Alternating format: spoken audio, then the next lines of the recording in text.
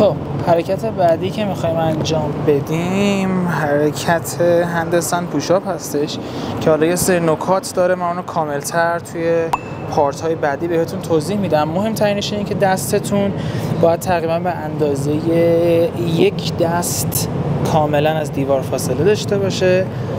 بعد پاها رو پرت میکنیم. این هندستند پوشاپ در شرایطی که شما کلا هندستند رو کاملا روی دیوار اجرا بکنید که حالا آموزش کاملش رو براتون میذارم.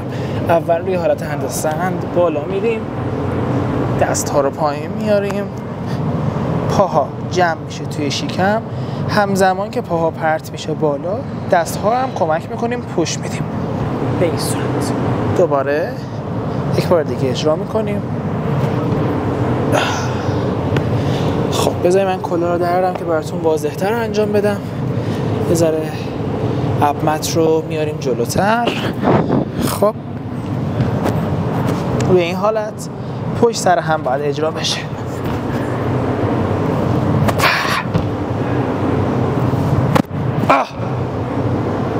حتما قبل از اجرای این نوع حرکات گرم کنید.